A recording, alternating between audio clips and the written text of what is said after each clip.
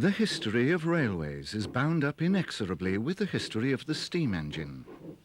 The invention of the self-propelled steam locomotive gave the impetus to develop railways from the crude tramways at the beginning of the 19th century. Exploitation of the new form of transport was to open up the country, until by the end of the century, virtually all parts were served by rail, which was itself served by steam.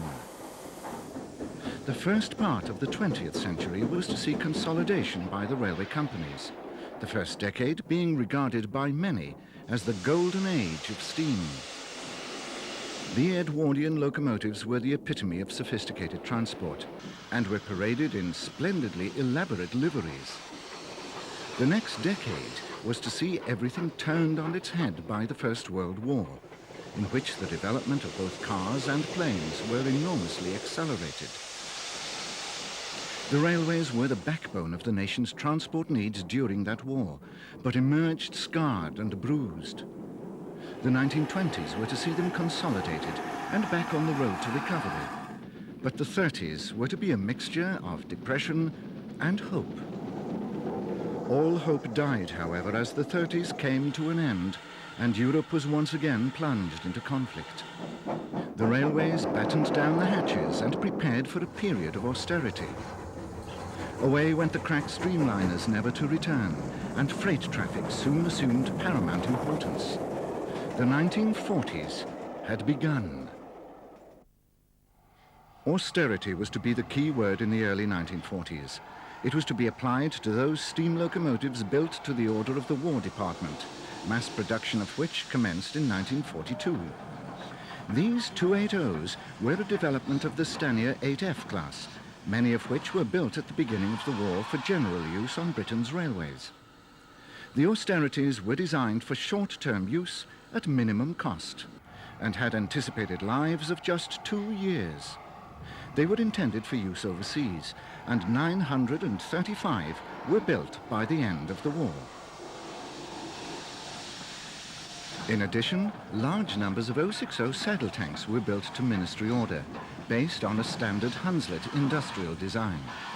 Many of these engines would be sold into private ownership after the war, including a number to the LNER, from which they passed into British Railways ownership as Class J94. The military had been involved with railways from the earliest days. Despite the apparent inflexibility of a railway system, it was unrivaled for mass transportation of troops and equipment. An army operating on foreign soil needed to take over the railways in former enemy territory, so it required troops trained in railway techniques. To this end, the army had set up a special Railway Operating Division, or ROD.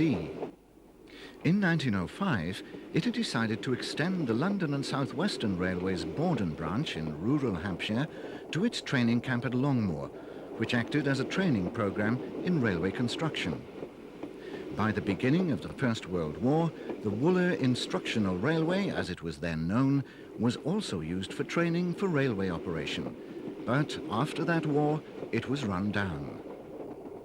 In the 1930s, the railway's name was changed to the Longmoor Military Railway and rehabilitated, so that at the start of our decade, with the course of the Second World War already at its worst for Britain, it was an essential part of the Army's training program.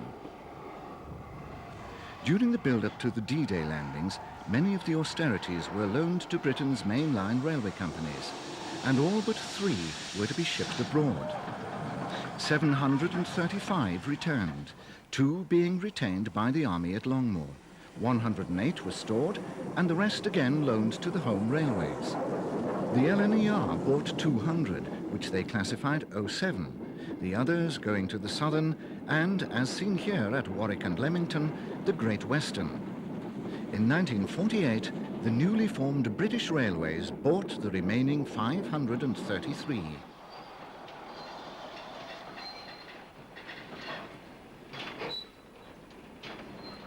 The formation of British Railways was the second traumatic event to afflict the railways of Great Britain in the 1940s.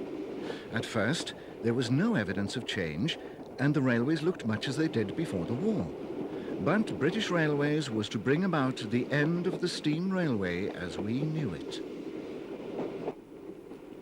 We are engaged on a journey from Moreton-in-Marsh to Leamington Spa and Hatton via Kingham and Banbury, which includes a stretch of railway which we have seen from the line side in the previous programmes in this series. British Railways was to rebuild Banbury Station, at which we see a hall and a castle of the Great Western, implementing a pre-war plan that had already seen Leamington rebuilt. There was an enormous backlog of maintenance and modernisation for the new organisation to implement, and it meant that the steam railway was to change forever. Track, signalling, stations, locomotives and stock had all seen their lives extended beyond normal expectancy, as during the war years the government had assumed overall control. The great railway companies needed to raise enormous amounts of capital to remedy the situation, but the post-war Labour administration was committed to nationalisation. The first clouds had already appeared before the war as various railways experimented with alternative forms of motive power, most notably the LMS with its pioneering diesel shunters and the Great Western with a fleet of diesel rail cars. It was the latter that presaged the wholesale changes that were to come under British Railways, so it's perhaps appropriate that we are looking back at the railway infrastructure of the steam era from one of these diesel rail cars. This is Southam Road and Harbury Station, after which we pass through the short Harbury Tunnel.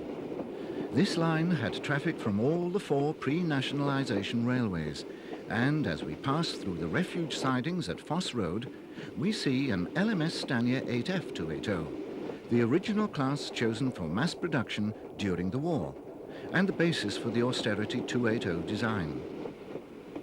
We're now passing through Whitnash Cutting, shortly after which the Great Western carriage sidings and loco shed at Leamington appear on our left. A quick glimpse of the one locomotive on shed precedes a view of a freight on the LMS lines. Finally, another freight, with a Churchwood mogul at the head, leads us to Leamington Station and a couple of the rail cars, ours leaving the station and another with a trailer to the west of Leamington. The products of the Great Western modernisation scheme of the 30s are much in evidence here.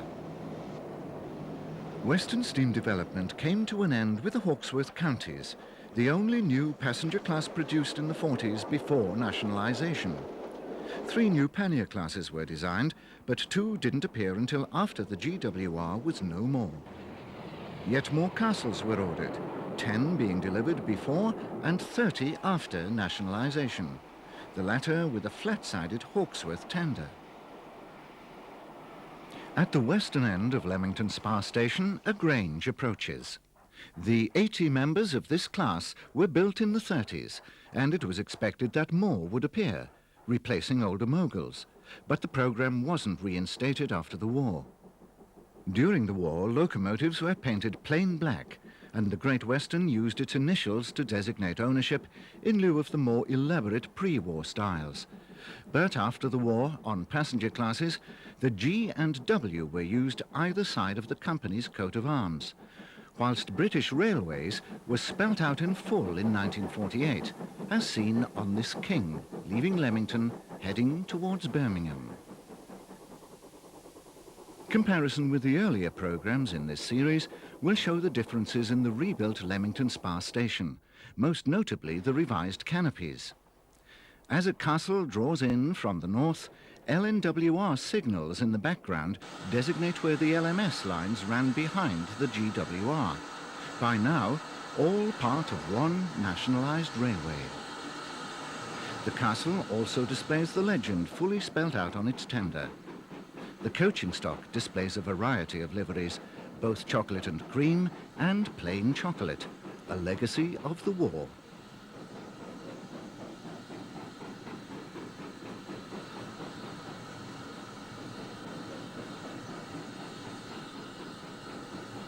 One castle continued to sport the GWR coat of arms after 1948 on its centre splashes. The very last express passenger engine built for the company was 7007 Ogmore Castle, which was renamed Great Western in January 1948. The post-war castles were the final GWR express passenger locomotives. This really emphasized both the remarkable advances made by Churchwood at the beginning of the century, since they were really reboilered stars, and the stagnation in GWR design since the 1920s. Similarly, the building of another Churchwood design, the large prairies, continued after the war. 40 were added between 1946 and 1949. More signs of changing times are the colour light signal, although it is of Great Western 1930s design, and the British Railways totem on the tender of the next king on an up express. The first livery for express passenger locomotives on BR was a mid-blue, applied from 1949 to the Kings, the only GWR locomotive so adorned. One batch of the new prairies was turned out in green with British Railways in a distinctly GWR style, but the remainder were painted in the mixed traffic livery of black, lined out in LNWR style. Goods engines were plain black. However, the famous locomotive livery of the GWR was to last to the end of steam on Britain's railways. This King displays the final GWR variation of its Brunswick green, which it had used on locomotives from the Kings to the humblest panniers. This was adopted for all express locomotives of British Railways, except for the 8Ps, and even for them later. Coaching stock livery was red, enlivened with a cream band on mainline stock, known as blood and custard.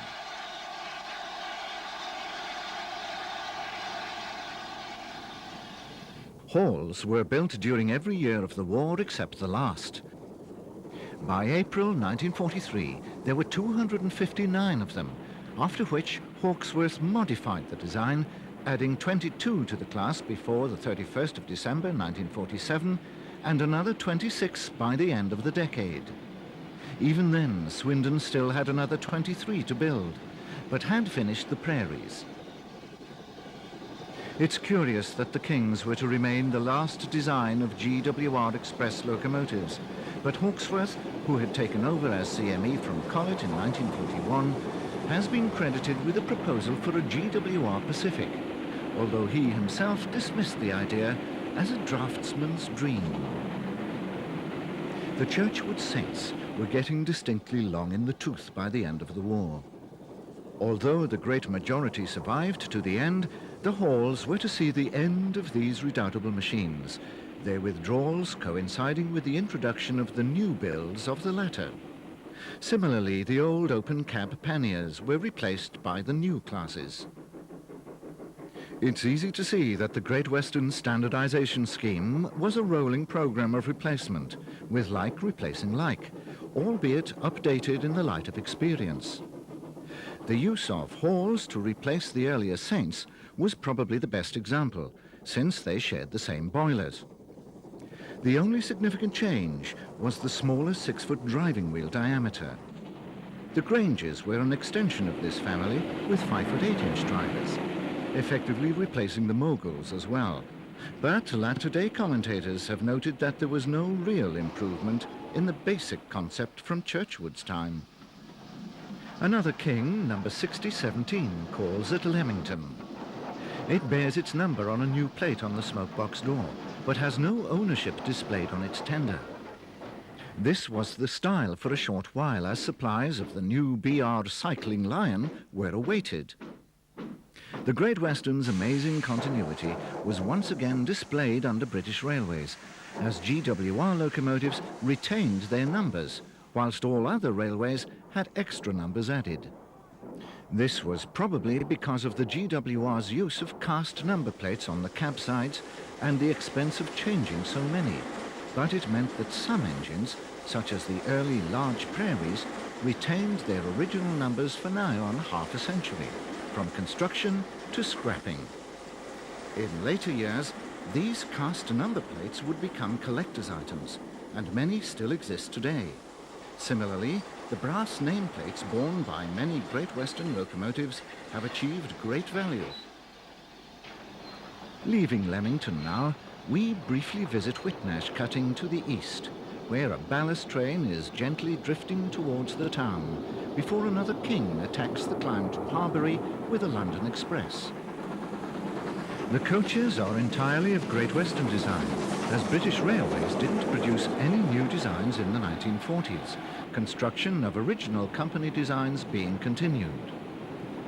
Except for the change of ownership on the tender and the new liveries on Kings and coaches, there was little to show that the Great Western had finally vanished after over a century of existence. The longest-lived main line British Railway.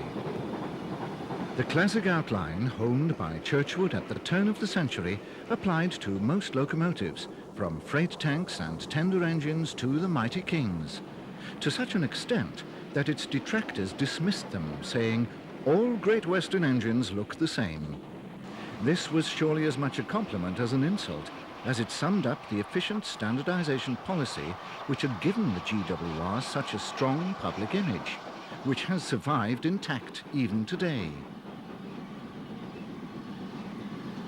We are now at Warwick in 1949, the second year of nationalisation, with little to show for it.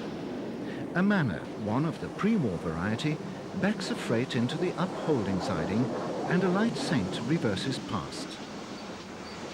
An additional series of 10 manors was ordered this year as part of British Railways' continuity programme. They would be delivered in 1950. The sense of déjà vu continues as a star races through with an express. Although withdrawals of these early four-cylinder engines had started in the 30s, they had been saved by the war, and only 2 more went before nationalisation, 1 more in 1948 and 3 in 1949. Not only stars were replaced, pannier construction, even of the conventional 5700 variety, continued throughout the decade. Indeed, every year except 1932, from 1930 to 1950, saw new members of the class. One product of the war was an ill-considered government scheme to equip a number of steam locomotives to burn fuel oil instead of coal, including this hall, whose oil tank is seen on the tender. 11 halls, 5 castles, and 20 heavy freight 280s received the equipment in 1946 and 47, which was a result of post-war coal shortage. However, the price of oil rapidly escalated, and the scheme was aborted, the locomotives all reverting to coal firing by 1950. Post-war schedules gradually reverted to pre-war timings, but the GWR's Birmingham expresses didn't regain their full complement of Kings at first. Wolverhampton had been reduced to 4 examples in 1947, although by the end of the decade it reached its highest allocation, 7. The useful do-anything halls tended to dominate local services, which had been less affected by the war. However, enormous arrears of maintenance had built up during the conflict and were still plaguing the railways when British Railways took over. Frequent ballast trains attest to the reconstruction still going on.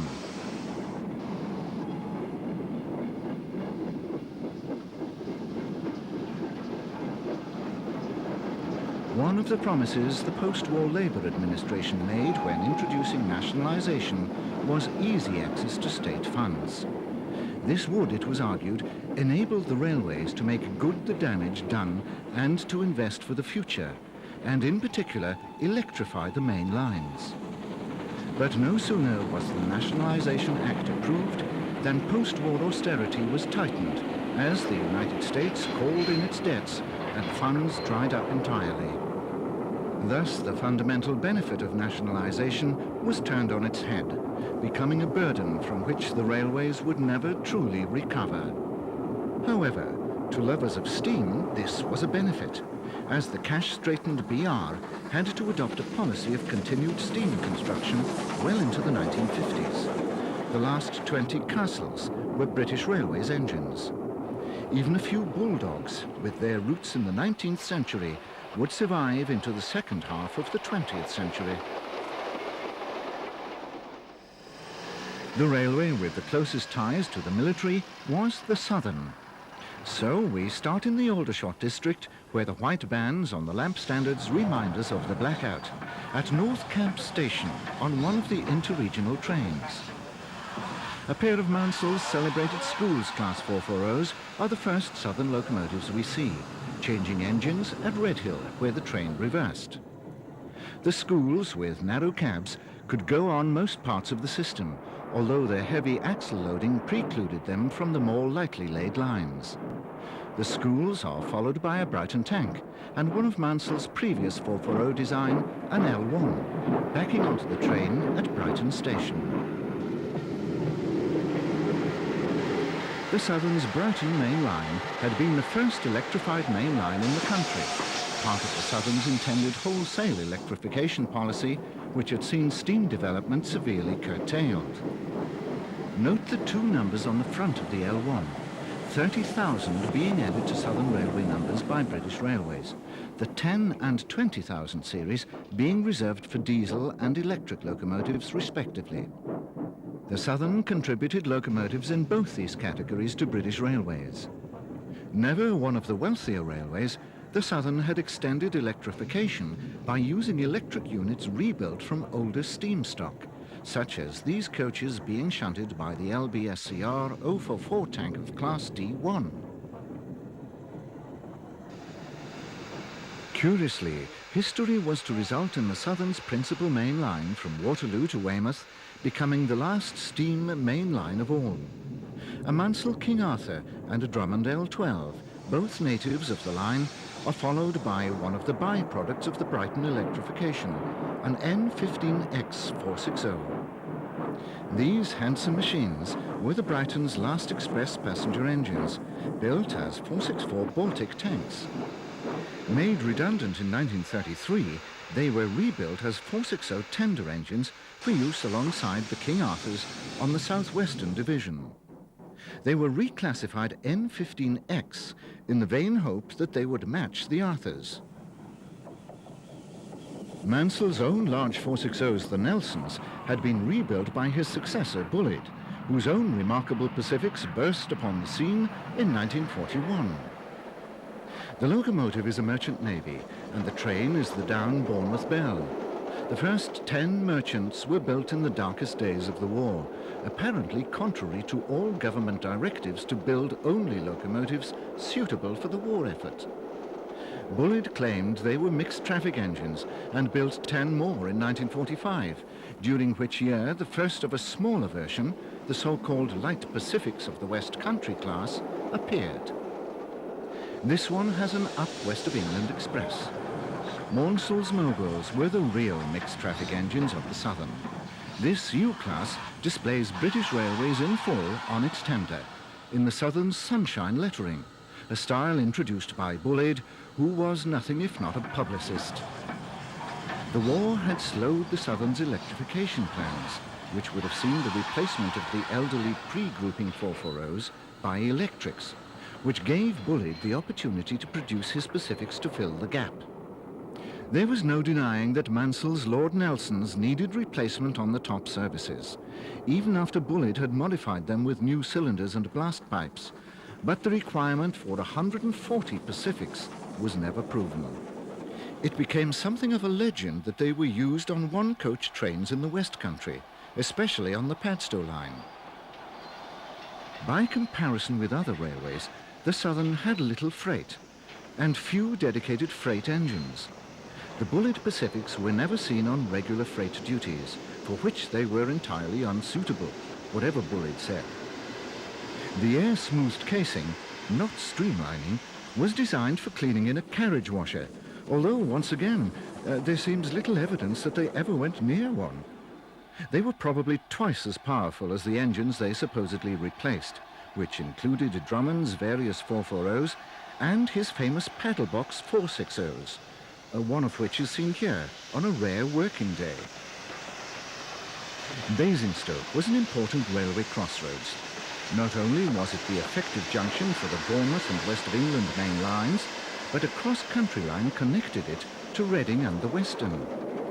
These are Bournemouth to Waterloo line trains, designated by the white discs displayed at the front of the locomotive. The southern region of British Railways, as the Southern Railway became, continued the use of headcode discs to the end of steam.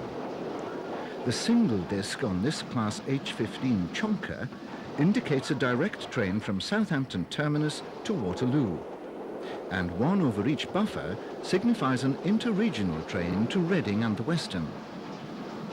The system was also adopted for use with electric stock, using a 2-digit code, which remains in use today. The Mansell moguls were used on locals on the main line, which was quadruple tracked from here to the terminus at Waterloo. Expresses used the 2 centre roads, depicted here by an up West of England express headed by one of the wartime merchant navies. The most famous West of England train was the Atlantic Coast Express, which follows an up Salisbury stopper behind a West Country. During the summer months, and especially on summer Saturdays, there seemed to be an unending succession of Atlantic Coast Expresses. The 3rd and 4th coaches are a pair of Bullitt's Tavern cars, which became more notorious than his locomotives. The Tavern cars themselves were designed to look like a traditional English pub inside, and the restaurant cars, Tavern trailers, had very small windows, to which the passengers took an instant dislike. They were rebuilt.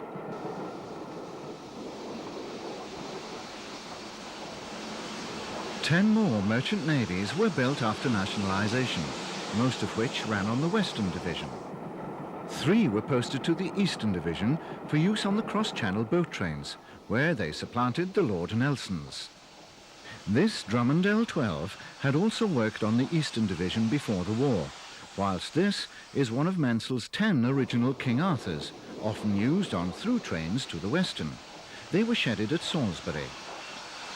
Great Western Halls were also familiar on through trains to Reading, but this one has LSWR non-corridor local stock. There now follows the pièce de résistance of our visit, the Devon Bell. This short-lived all-Pullman train only ran from 1947 to 1954. Its most notable feature was the specially built observation car at the back, 2 of which were built. Another interregional train enters Basingstoke behind a Lord Nelson, and our cameraman joins it to go home. However, he returned later in the year to record another interregional train, this time behind an N15 or Uri Arthur. The GWR coaches have received a coat of blood and custard, unlike the southern stock behind a classmate on an up West of England extra which passes non-stop. Basingstoke Shed provides the backdrop as a new Battle of Britain approaches from Bournemouth. Bullitt coaches are being shunted by another Uri Arthur, which sports the new GWR-derived Brunswick green livery for secondary passenger locomotives. The same livery was applied to Nelson's and the Light Pacifics. Only Class 8P express engines received the blue livery. A Drummond S11 440 in post-war filth livery, as is an earlier T9, represents the old order. They await the passage of another of Mansell's Southern Railway updates of the Uri N15s, the real King Arthurs. The first 10 members of this class boasted Uri cabs and remained on LSWR metals, as these fouled the loading gauge on other parts of the Southern. The remainder had cabs like this mogul on a stopper from Salisbury. It boasts mixed traffic livery, black with LNWR lining, a livery which was also applied somewhat inappropriately to the express passenger schools, one of which precedes our last view of an N15X. Nationalisation was to create regions in lieu of the old companies. The LMS and LNER's Scottish interests were merged to form a single region of British Railways, the Scottish region. This is an ex-Highland Railway and LMS Clan 460, seen at the remote Highland terminus of the Kyle of Loch Arsh, just before nationalisation. Only one survived long enough to receive its British Railways number 54767. LMS engines had 40,000 added to their numbers by British Railways, And as they had a 10,000 series already, ex-LMS locomotives filled the number range from 40001 to 59999. The 10,000s had been used for Lancashire and Yorkshire, Furness and Scottish engines. There was also a series of 20,000s, the duplicate list for LNWR and Midland designs renumbered to make way for LMS standard classes. These included the last of the Webb cauliflower goods engines, which were eking out their last days on the northwestern frontier, the former Penrith, Keswick and Cockermouth Railway in Cumberland. The duplicates were to be renumbered once again, using vacant numbers in the 40 and 50,000 ranges. Further south, the Black Country was to be the last territory for Webb's passenger tank classes, whose progress we have followed in this series. Despite the goods work on which we see it engaged, 6922 was one of the passenger-designated Watford tanks, originally designed for suburban duties in the London area. Some of the Watford tanks had been duplicated in the 30s, and many had been withdrawn before the war gave the remainder a stay of execution. However, only 2 were to receive their full British Railways numbers in the 40,000 series, although retaining the LMS letters on the tank sides. Also seen is one of the Webb 242 tanks. The war also meant that a few LNWR express locomotives survived to the dawn of the nationalised railway. Queen of the Belgians was one of just 4 of the Prince of Wales class to achieve this distinction. As we've seen, in the 30s the LMS had embarked on a programme of scrap and build, which had seen the replacement of all the LNWR 440s and 460s by modern 460s. This engine's original number having been allocated to a Jubilee. The 4 Princes, 1 Clawton, 3 George V's, 1 Precursor and 3 19-inch goods were all that remained on the 1st of January 1948 out of a total of 871 440s and 460s bequeathed to the LMS in 1923. Scots, Patriots, Jubilees and Black Fives had replaced them. But even those successors were undergoing changes.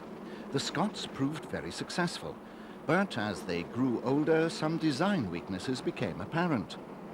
However, they were successful enough to be used as the basis for a second division of express locomotives, which was to be filled by the Patriots and Jubilees, which were effectively Scots with smaller boilers. All were classified 5XP. The first attempt at the lower-powered type had been the 4P Midland compounds, but these couldn't be updated to 5XP status, so they were left to work out their days unaltered. The Jubilees were the ultimate expression of the modern 5XP 460 type, and there was a large gap between them and the 7P Pacifics. The 6P Royal Scots were no longer modern, although they were comparatively new. In 1935, Stanier had rebuilt the experimental high-pressure boiler Royal Scot, number 6399 Fury, with a tapered boiler, larger than that on the Jubilees. This engine had proved to be a fine performer and was to be used as the basis of modernising the Scots, as and when their boilers, by now the only original Fowler-inspired part of the locomotives left, fell due for renewal. The rebuilding of the Scots didn't actually start until 1943, in the middle of the war. It was preceded by the modification of 2 Jubilees, which were thereby uprated from Class 5XP to Class 6P in 1942. It appears that spare boilers were needed for the Jubilees, so it made sense to use the new type of boiler planned for the Scots on a pair of Jubilees, thus releasing their original boilers for the rest of the class. It was originally intended to rebuild 20 of the Scots, although the official term was renewal. The new boiler was lighter than that which it replaced, and the work entailed the replacement of frames and cylinders as well, so they were really new engines. Part of the intention was to create a Class 6P which could work on the Midland Division, which was banned to Pacifics. The Pacifics continue to be the top link express passenger design on the old LNWR and Caledonian main lines. The Duchess class was expanded to 38 examples during the decade. 13 were built during the war and 2 afterwards. This is one of the later non-streamlined members of the class, seen in 1948 just outside Rugby. The rebuilding of the Scots was a long, drawn-out affair, since some of the boilers were only a few years old, and the rebuilding of the first members of the class released a large pool of spare boilers. Although there had been trouble with drifting smoke on the original type, the rebuilds were initially released without smoke deflectors, but their double chimneys resulted in a less fierce blast when compared to single chimney engines such as the Jubilees, which never required deflectors. By the end of the war, it had been decided that all the Scots were to be rebuilt, together with 18 Patriots. The latter, originally a variation of the Royal Scot design with a smaller boiler, were designated Class 5XP, like the Jubilees. There were 71 Scots, including the rebuilt Fury. 2 Jubilees had already been rebuilt. A study was undertaken to ascertain the requirement for 6P power after the war, and it was decided 91 were needed. Therefore, 18 more were required. The Patriots were experiencing the same faults with their boilers as had the Scots, and since rebuilding rather than new construction was preferred, it was logical to rebuild them rather than the more modern and less trouble-prone Jubilees. The rebuilding of the Patriots would increase the stock of 6Ps, since they were upgraded from 5XP, whilst the original Scots were already 6Ps. Therefore the Patriots took priority, slowing down the Scot programme and leaving a number of the latter to be dealt with by British Railways. There was no requirement to rebuild any more Jubilees, which were to remain unchanged thereafter, as the principal Class 5XP type, supplemented by 34 unrebuilt Patriots.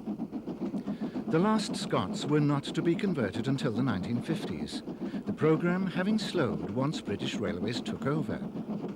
18 remained in the form seen here by the end of the 1940s, by which time they were reclassified 7P, whilst the 5XPs became 6Ps. The rebuilding of the Royal Scots was effectively the final chapter in the story of LMS Express passenger locomotive development, as the continuation under British Railways was concentrated on mixed traffic types.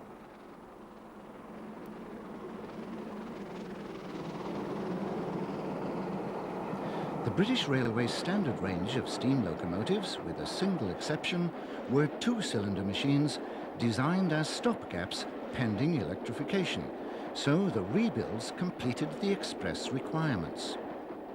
However, the very last chapter in LMS steam locomotive development was the replacement of the elderly pre-grouping passenger tanks of the LNWR and Midland Railway by modern machines, again a product of the war, as they would probably have been superseded by diesel rail cars had the conflict not put rail technology back 15 years. Only mixed traffic and freight would see further development. The rebuilt Scots were to feature in the opening scenes of that final chapter, being compared to locomotives such as the illustrious A4s, as the newly formed British Railways instituted a series of locomotive exchange trials in 1948. Locomotives of each of the Big Four were tried out under controlled conditions on each other's main lines in 4 categories: express passenger, secondary passenger, mixed traffic and freight. Black 5s represented the LMS for mixed traffic and were effectively to be adopted as a BR standard. The inclusion of the Scots was a testament to the success of the rebuilding, as they were compared to the 8P Pacifics and GWR Kings, their performance being better than the latter and equal to the Pacifics.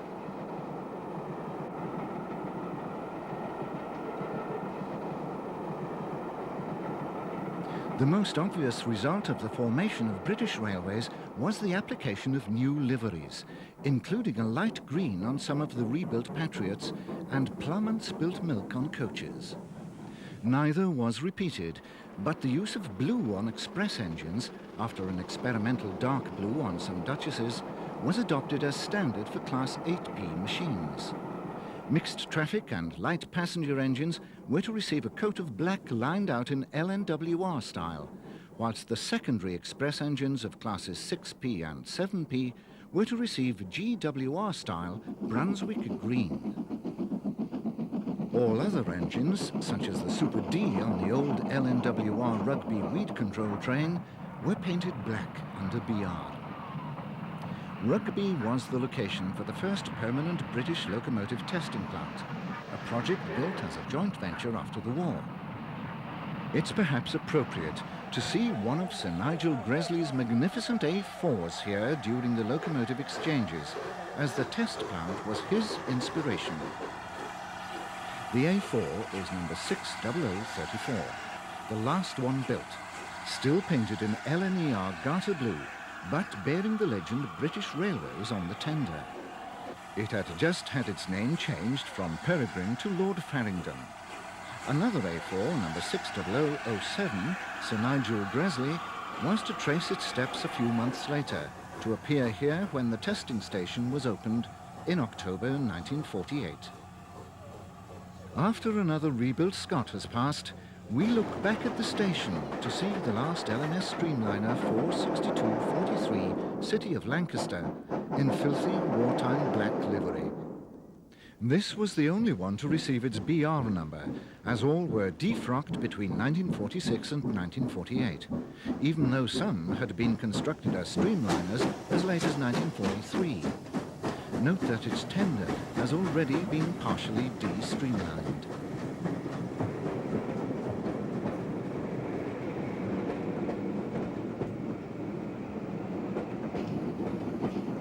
LMS post-war construction included many experimental versions of the Black Fives, although conventional members of the class were built from 1943 onwards.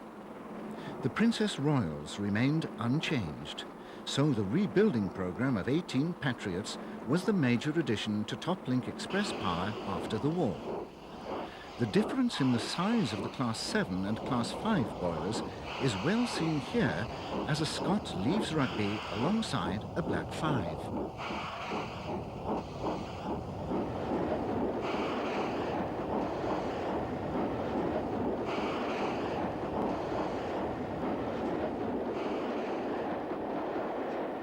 On the freight side, the war resulted in the mass production of heavy freight engines, and many small locomotives had their lives extended, especially on the Midland Division. The pre-grouping 060 type had been perpetuated by the LMS Standard 4Fs under both the Fowler and Stanier regimes. The final batch was built as late as 1941. Wartime construction of the Stanier 8Fs increased their numbers to 719 in LMS ownership at nationalisation, to which British Railways added a further 39, which allowed a start to be made on the withdrawal of some of the pre-grouping engines, but not yet the Super Ds. By the end of the decade, the LMS had over 1,400 eight-coupled freight locomotives. The Crabs continue to fulfill a mixed traffic function and illustrate well the British Railways mixed traffic livery of black with LNWR style red, grey and white lining.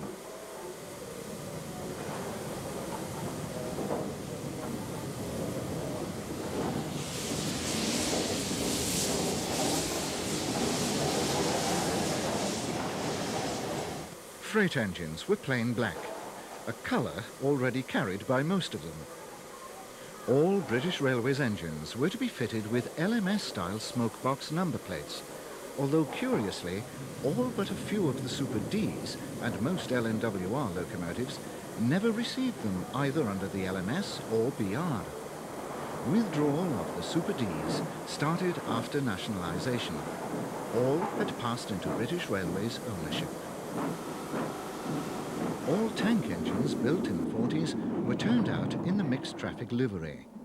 This is one of Ivett's Class 2 262 tanks, built in large numbers in the decade to replace the last of the older Midland 044s and LNWR 242s. The latter were by now well overdue for replacement, the youngest being built in 1897.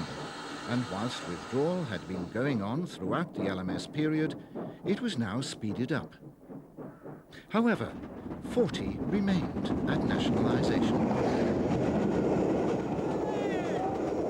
Once again, we visit an LMS mainline local station to see the variety of traffic at the end of our period, as the prototype rebuilt Scott, the former Fury, runs through, followed by a Jubilee.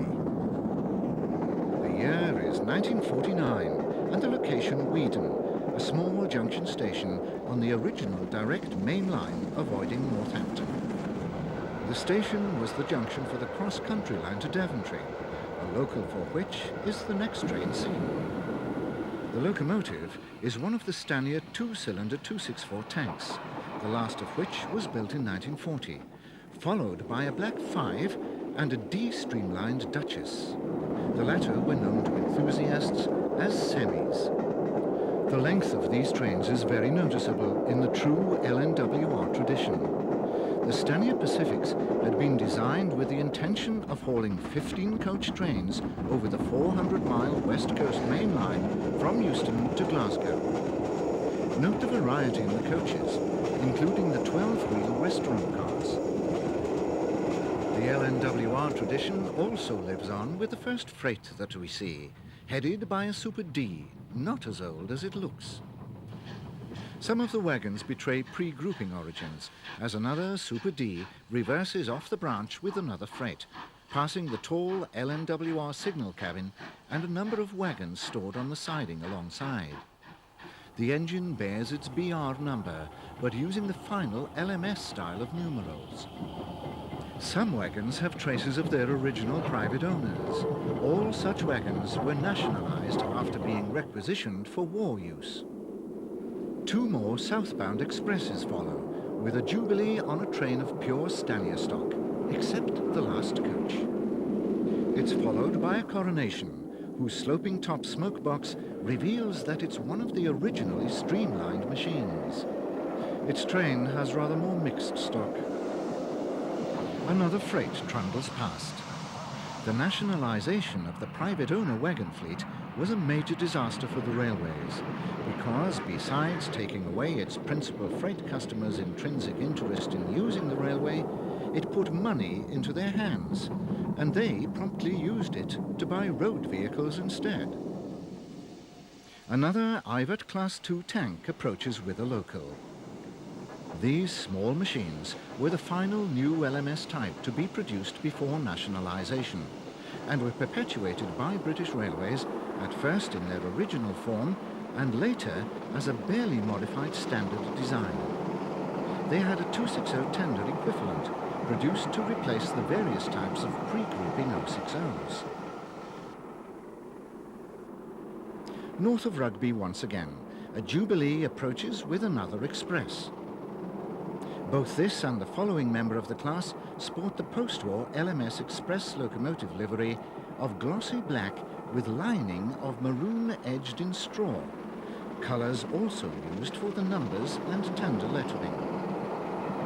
The expresses are followed by a freight headed by a Stanier Class 5 260.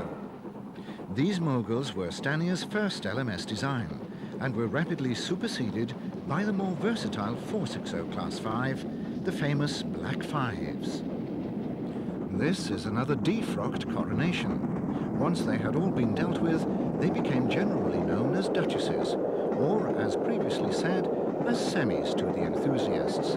They'd been semi-streamlined.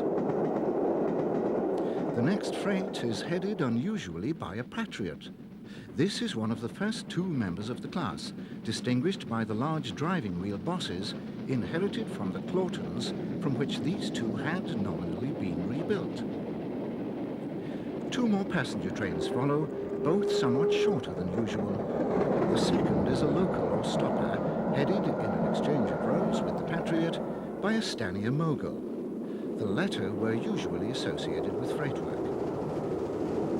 an original Scot paired with a Jubilee, followed by a rebuilt Scot in the opposite direction, all still in LMS livery, are to be followed by another coronation.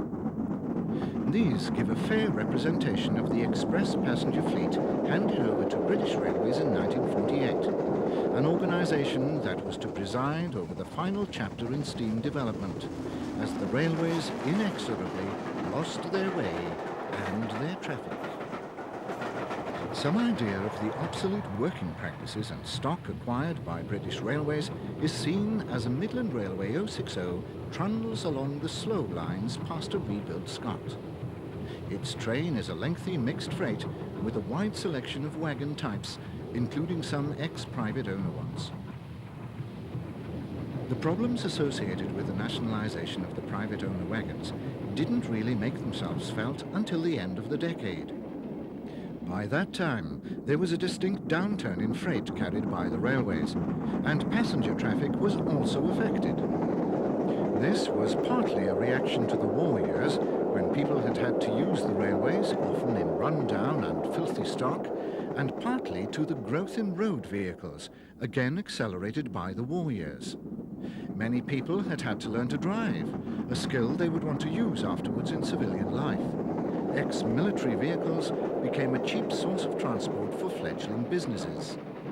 These factors, combined with the dearth of investment funds under nationalisation and the confused state of the railways in the early nationalisation years, led to a very poor public perception of railways, from which they would never fully recover. This original Scot, they were often referred to as parallel boilered Scots to distinguish them from the rebuilds, is heading a fully matching set of late LMS coaches.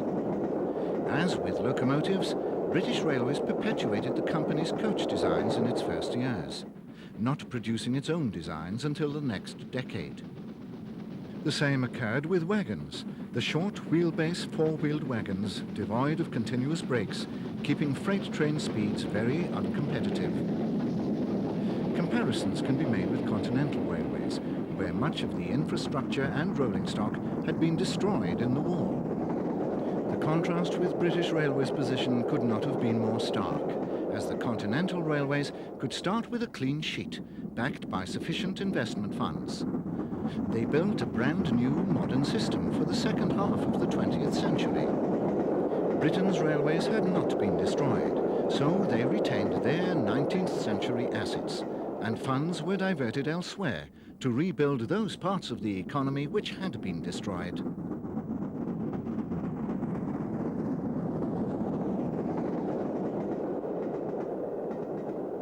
A few more scenes of LMS locomotives complete our story of that great railway. The Midland Railway 440s were being replaced by the small IVAT tanks, even on cross-country routes, such as the Midland and Great Northern, which enabled the LMS influence to reach right across England to the East Anglian coast. This is one of the last survivors of the 3P 440s, which saw out its days on that line. Perhaps it wasn't so surprising that LMS management and techniques had such an influence in the newly nationalised railway, as it had covered most parts of the country. Our final LMS views are at Kenilworth Junction, where the single-track line from Coventry joined the double-track line from Berkswell to Leamington Spa. London North Western influence was still strong, evidenced by the LNWR signals supplemented by LMS standard designs and LNWR signal box here, as well as the LNWR Super D heading from Leamington towards Coventry. The train consists of all-steel mineral wagons, the final standard design of the traditional style which British Railways was introducing in an attempt to rid itself of the private owner wagons. A previous attempt by the Great Western in particular to enlarge the standard 16-ton wagon size in the 1930s had failed to address the problem, and so nationalisation and replacement seemed the only way to eliminate it. Since nationalisation had long been trumpeted, the latter were taken over in an extremely poor state of repair, as the owners saw no reason to spend good money on maintaining them. Finally, another Fowler tank like that seen earlier approaches from Coventry with the local service to Leamington, Daventry and Weedon. A Gresley B-17 in an early BR livery, LNER Apple Green, backs down at Peterborough in 1949. These were Gresley's three-cylinder 460s for the Great Eastern section, one of whose Claude Hamilton's follows. Gresley died in 1941 in harness and was succeeded by Edward Thompson. Removal of the A4's side skirts was one of the first signs of the new regime, as Thompson set about producing a series of standard designs of his own. Most of these were to be two-cylinder types, as he believed Gresley's three-cylinder conjugated valve layout was too complicated. He rebuilt many Gresley engines, but his rebuilding of the very first of the great A1s, Great Northern, with separate valve gear for each cylinder, was often regarded as an act of spite. However, wartime conditions had proven that simplified maintenance was all important. Midland and Great Northern coaches are seen being shunted by another Class D16 Claude. Most of these 440s had been rebuilt with modern round-top firebox boilers during the 1930s, when Thompson was mechanical engineer for the Great Eastern section at Stratford. A few retained Belpaire fireboxes to the end, however, classified D15. Thompson was succeeded in 1946 by Arthur Peppercorn, best remembered for his A1 Pacifics. This one has a train formed of Gresley articulated stock, originally built for the streamlined expresses in the 30s. These had been stored during the war, but the streamliners were never reinstated, the coaches becoming used as normal stock. Rebuilding of the original A1s, by now reclassified A10, to A3s was completed shortly after nationalisation, the legendary Flying Scotsman being one of the last conversions. No more were converted to Thompson's A1 design, the bulk of the new A1 class being made up of Peppercorn's engines. 49 were delivered over a period of 16 months from August 1948. So all were produced under British Railways control. The first 36 were at first painted in LNER green, with British Railways in full on the tender. And when the class was complete, the Scottish, Eastern and North-Eastern regions, into which the LNER was divided, had no less than 202 Pacifics, more than any other part of British Railways, the A3s being the most numerous. Only the A1s, A3s and A4s were to receive the express passenger blue livery. The continuity of line on the LNER could be traced back through the Great Northern, which had built the station at Peterborough, and through the locomotives produced by Gresley both for that company and the LNER. Integration had come through the production of special classes for sections such as the Great Eastern, which had had running powers to Peterborough, the B-17 460 Sandringhams being a case in point. By the 1940s, the LNER had a very strong identity, which would not be subjugated under British Railways. Even Thompson's designs were very much in the Gresley tradition, although they were rather more angular, as evidenced by this B1 460, his two-cylinder standard 460 type, 410 of which were built, the last few by British Railways. Our final views at Peterborough further this visual line, from the rebuilt Claudes through Gresley's classic mixed-traffic V2s, 184 of which were finally built, and the Peppercorn A1s, a brand new example of which passes, painted in the new blue livery. Thompson also followed Gresley's line in coaching stock, which could also be traced back to Great Northern days. However, it's the locomotives, from the IVAT passenger tanks and 060 goods engines, that show the foundations, as further witnessed by Gresley's K2 Moguls, originally built for the Great Northern. The Mogul design was progressively enlarged by Gresley, and a series of powerful three-cylinder K4 Moguls was specially produced for use on the West Highland lines. Here we see a Gresley K2 double-heading a North British Glen 440 in the last days of the LNER. From here on, All steam would be operated by British Railways.